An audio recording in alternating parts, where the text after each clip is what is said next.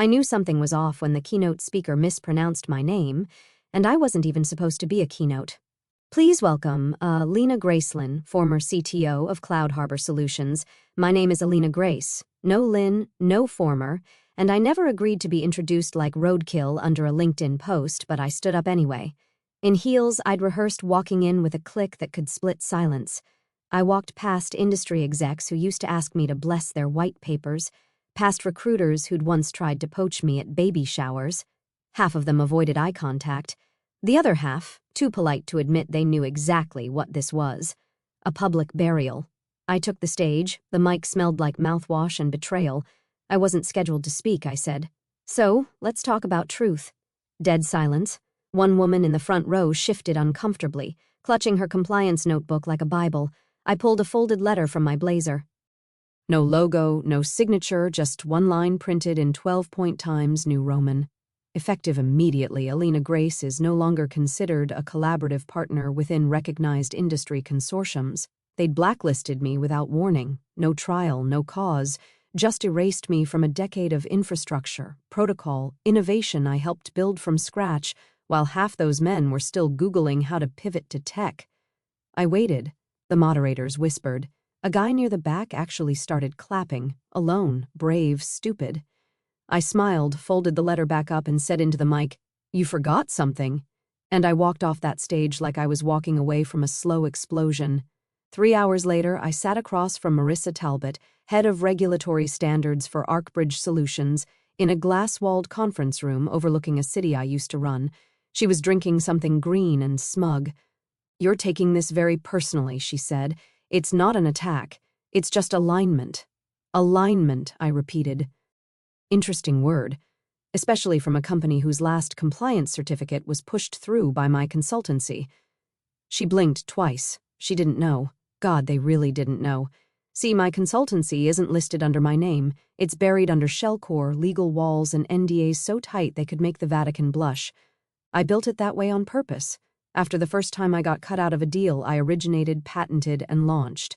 They thought they exiled me. They didn't realize I had my hand on the pipeline that feeds their entire certification process.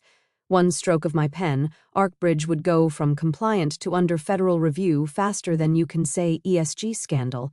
But I didn't say that. Not yet. Instead, I leaned in, smiled like a shark in lipstick, and said, "Tell me more about this alignment." She started talking, and while she did, I opened the folder in front of me and slowly slid a photo across the table. Not a threat, just a picture.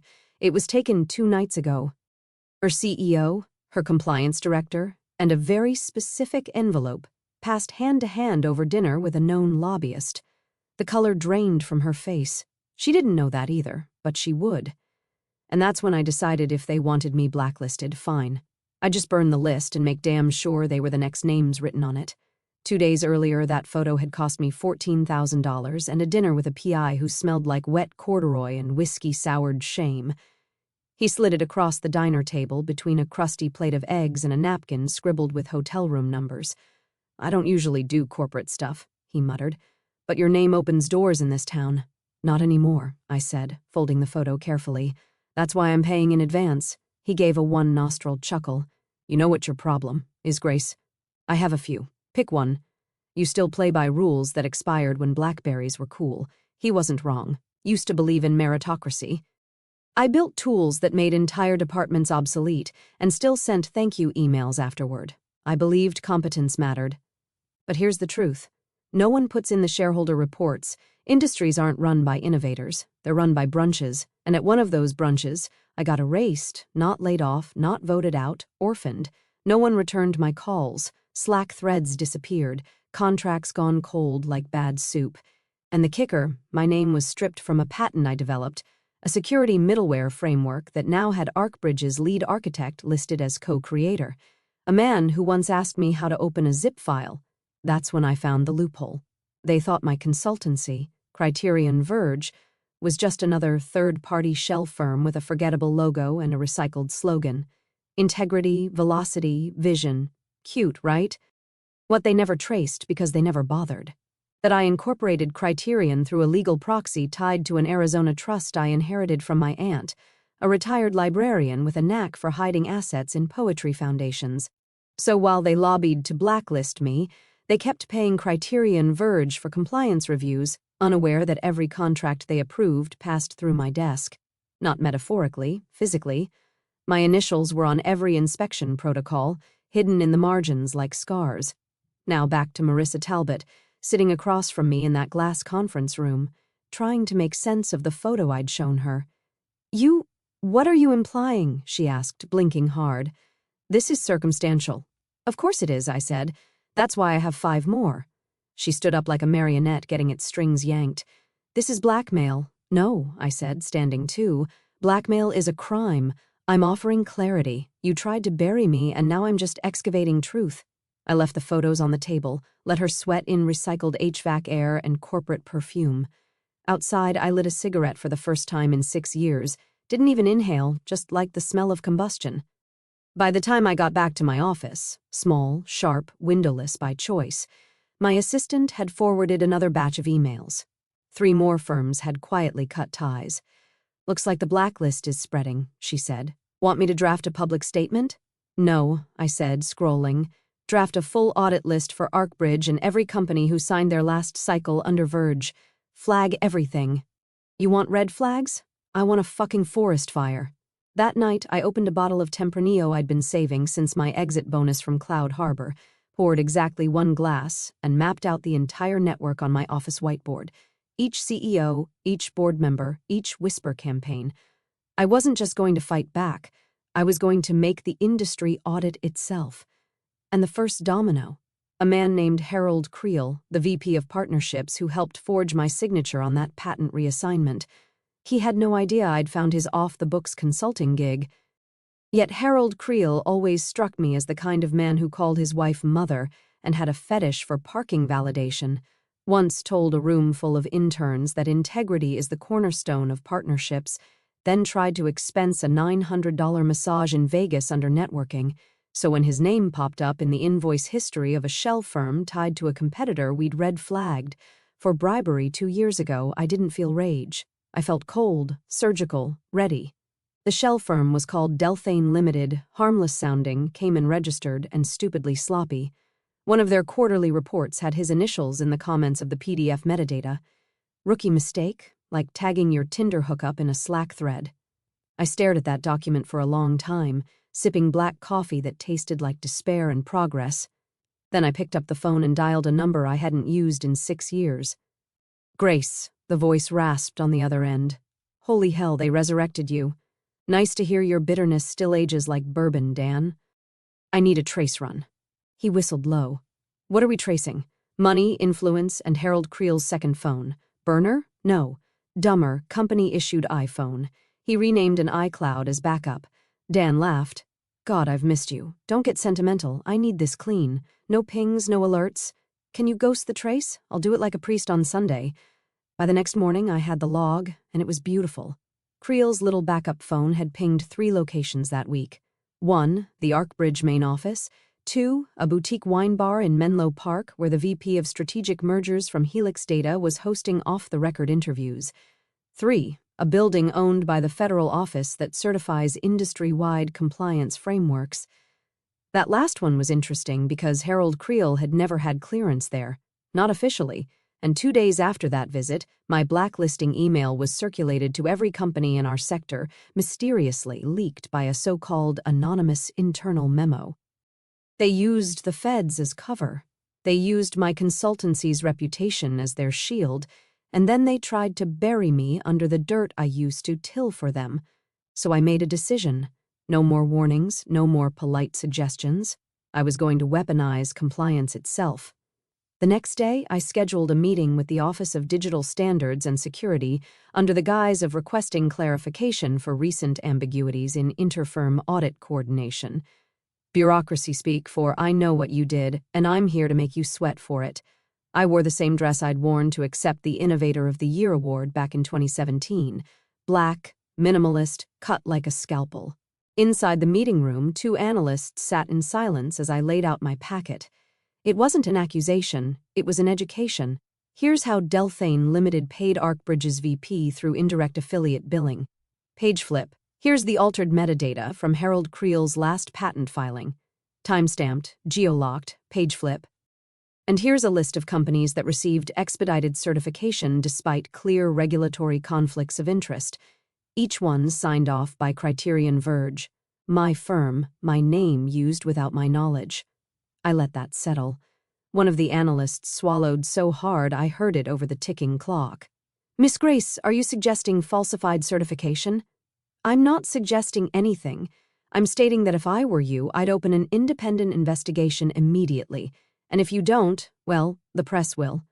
I stood up, tucked the file back into my bag, and said, "Oh, and one last thing.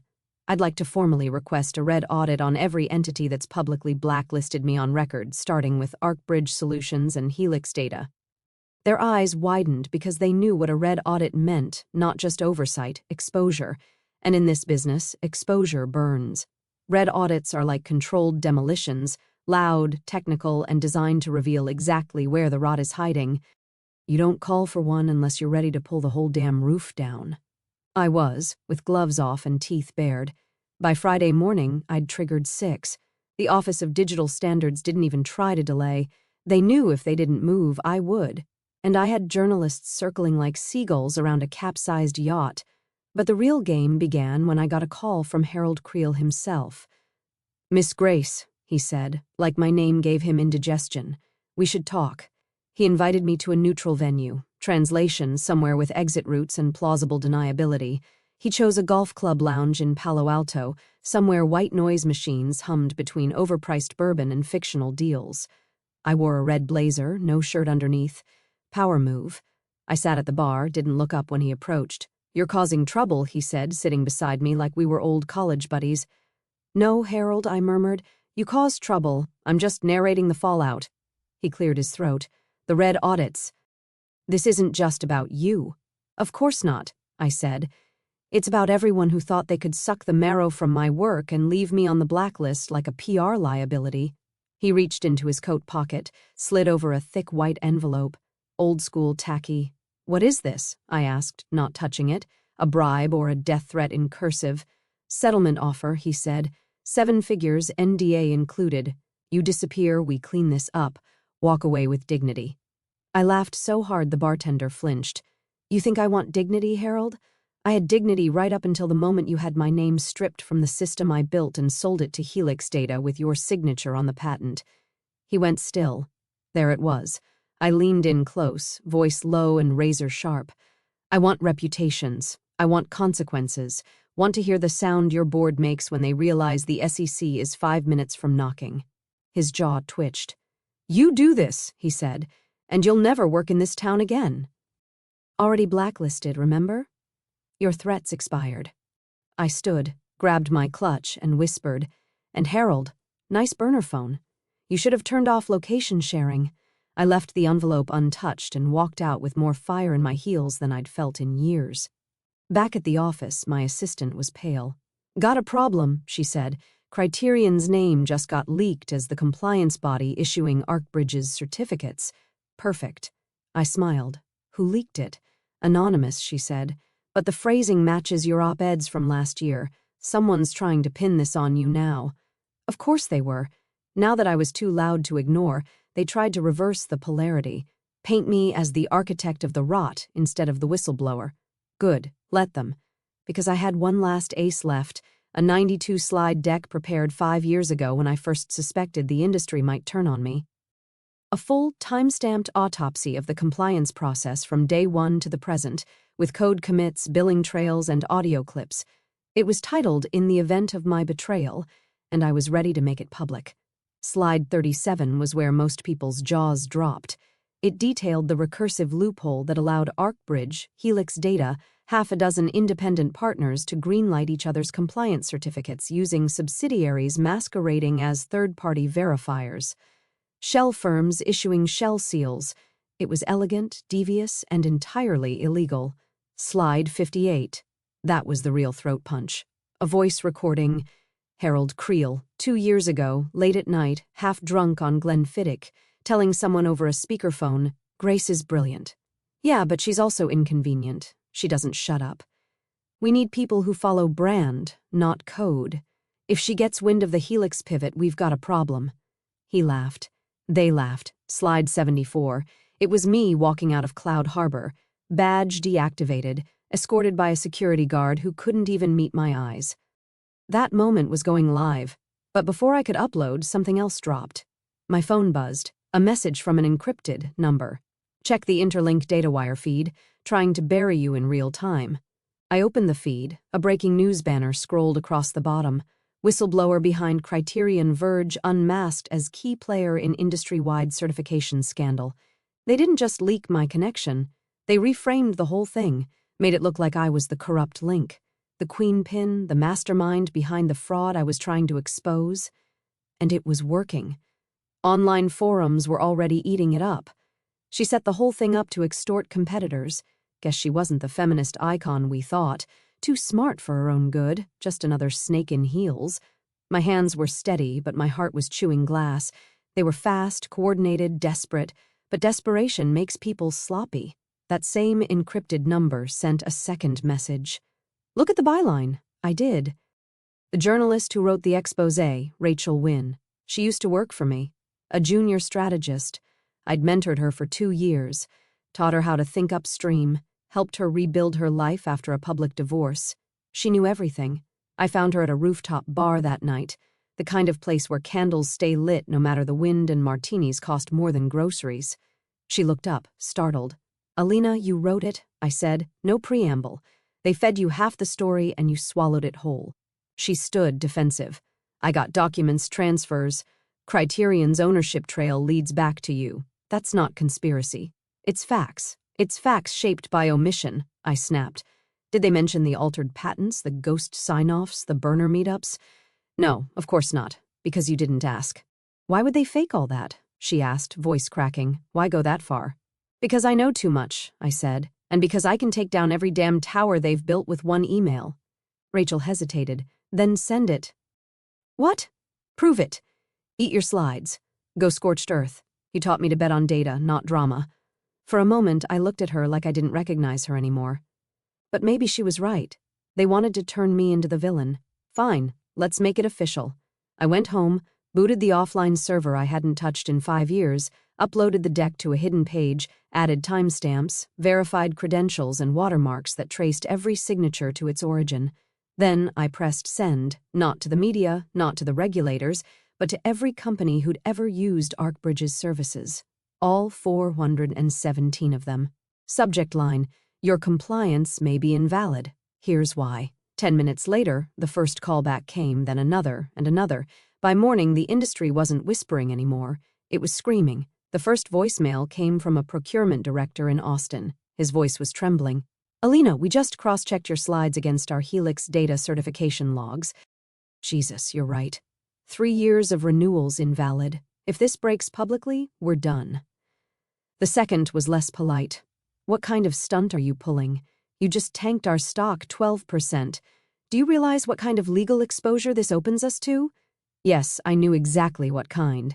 By the end of the day, 6 C-level resignations had been announced across firms that hadn't made the news in a decade. My inbox had turned into a battlefield triage center. Some were begging me to redact details. Others were offering to collaborate on narrative control. But the real earthquake hit at 3:17 p.m. when the Office of Digital Standards published an emergency bulletin. Effective immediately, all compliance certificates issued through Criterion Verge over the last 36 months are under review. Interim status, pending. Pending. That one word sent entire investment portfolios into freefall. It meant companies couldn't prove they were secure, which meant they couldn't close deals, which meant their competitors, the ones not implicated, were suddenly predators in a field of wounded prey. ArcBridge, their servers went dark for 3 hours. Helix Data quietly removed patented middleware infrastructure from their homepage. Harold Creel, nowhere to be seen. But I wasn't done because there was still one document that hadn't been leaked. A memo dated 11 months ago, signed by 5 industry board members, including Marissa Talbot. It detailed a proposal to gradually phase me off relevance by using my own firm as a laundering tool for questionable compliance processes. Their reasoning, Alina Grace's reputation provides plausible cover. Use her as the mask until transition is complete. And at the bottom, in chicken scratch cursive, the last line, Once blacklisted, she's politically neutralized. No firm will touch her. They were right about one thing. No firm would touch me because I wasn't one of them anymore. I was the reckoning. I sent that memo, along with the signatures, to every regulatory body, ethics board, investigative journalist I'd ever shaken hands with. Even the ones I hated, even the ones who ghosted me when the blacklist hit. I attached no note, just the subject line, "Still think I'm the villain?" Then I turned off my phone, walked into my apartment, and found it had been broken into. Not ransacked, not robbed. Everything was clean, too clean. My desk had been wiped down. My external drives, all still there, had clearly been cloned. My safe was untouched. But the carpet just beneath it was misaligned by a single inch. I sat on the couch, heart slow, mind racing. This wasn't desperation anymore. This was panic. Whoever was still standing on the other side of this war, they weren't trying to silence me. They were trying to erase me, which meant I needed to disappear first, on my own terms, and take every last file with me. I spent the next 48 hours off-grid in a roadside motel that reeked of mildew and cheap air freshener, the kind of place where even the roaches carry switchblades. I brought nothing but a burner laptop, 3 encrypted drives, and a pistol I hadn't touched since my ex-husband forgot who owned the deed to the lake house. I didn't sleep. I decrypted everything, cross-checked timestamps, verified every data trail, every voice memo, every quietly rerouted invoice.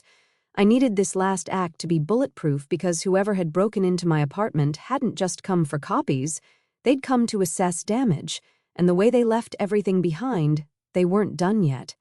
I finished compiling my extinction protocol at 4:32 a.m. That's what I called it in the metadata. A final package containing every actionable piece of evidence that could nuke ArcBridge, Helix data, the entire corrupt certification ecosystem from orbit. But this wasn't about leaks anymore. It was about detonation. So I sent it to one person. Her name was Katerina Rao, senior investigator at the Federal Office of Infrastructure Integrity. She and I had nearly burned each other to the ground 7 years ago when I exposed her ex-husband's conflict of interest in a zoning scandal. She hated me, which made her perfect because Katerina hated corruption more than she hated me. My message was short. No strings, no PR games, justice. You want it, you take it. You don't, I will. Then I hit send and started the clock. Meanwhile, the industry was disintegrating in slow motion.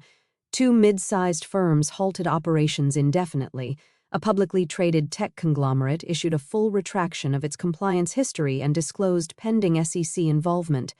Whispers of civil suits, racketeering charges, even conspiracy to commit regulatory fraud began surfacing in hushed investor calls. I watched from the shadows as the machine I built was gutted. Its guts spilled across headlines, inboxes, boardrooms. I didn't speak to the press, didn't tweet, didn't gloat. I wanted them to feel the silence. And then 4 days after sending the package, I got a call. A known number, Washington, D.C. area code. I answered. "Alina Grace?" a firm voice asked. "Yes, this is Katerina. I've reviewed your evidence. You didn't just uncover a compliance failure. You documented a full-blown institutional rot that touches 3 federal offices and 7 state-level review boards. I'm aware. You realize the moment I move on this, it's going to bring hell with it. These people don't go down quietly. I'm counting on it." There was a pause. She said, "You're either the most dangerous whistleblower this country's ever seen or the best setup artist since Enron. Why not both?" That made her laugh. Cold, honest. Then she said, "We're moving. You might want to disappear for a while. I already have." I hung up.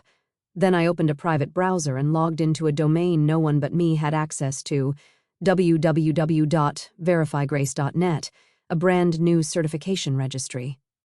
Transparent, immutable, blockchain-backed, clean as virgin snow, and at the bottom, powered by Grace Verification Group. Let them burn the old world. I was already building the next one. The subpoenas hit on a Thursday, 16 issued in under 90 minutes, the kind of coordinated blitz you usually only see in Netflix documentaries or mob takedowns. Harold Creel was detained at SFO with a carry-on full of shredded documents and a forged diplomatic credential card. ArcBridge's headquarters were raided, servers confiscated, compliance officers escorted out mid-Zoom call. Marissa Talbot, she tried to preemptively resign, claimed she'd been misled. But the internal memo with her signature, the one that labeled me plausible cover, was already in the hands of every journalist with a press pass and a grudge. By Friday, 6 federal investigations were active. By Sunday, 2 international firms had filed billion-dollar lawsuits. Monday, the blacklist that had erased me didn't exist anymore. Gone, vanished from the consortium site. No retraction, no apology, just wiped clean like it never happened. But I remembered, and so did the industry. I returned to the public eye not with a vengeance post or a viral TED Talk, but with a launch. Grace Verification Group went live with 3 clients on day 1. All legacy firms burned by the scandal. Desperate for something real, something incorruptible. I made them sign conduct contracts so strict they made Catholic school look like Burning Man.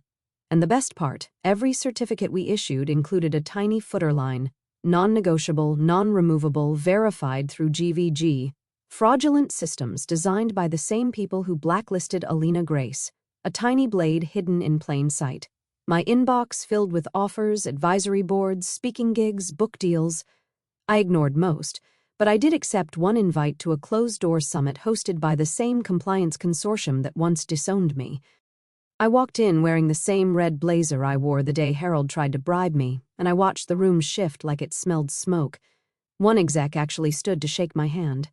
"Alina," he said, fake smile trembling, "I want to personally say what happened to you was unconscionable." I leaned in, smiled back, and whispered, "No, what happened to you was inevitable. I left before dessert. Let them chew on their own discomfort." That night, back in my apartment, restored, secure, and finally quiet, I poured a glass of scotch and opened my laptop. One new message, no sender, no subject, just one sentence. "You built the fire. Now don't let them rebuild the match factory." I stared at it for a long time, then deleted it. I don't need warnings anymore because I'm not scared of being blacklisted. I am the list. Appreciate you sticking around. You wise old rebels, smash that subscribe button or this fossil might just cause another epic fiasco.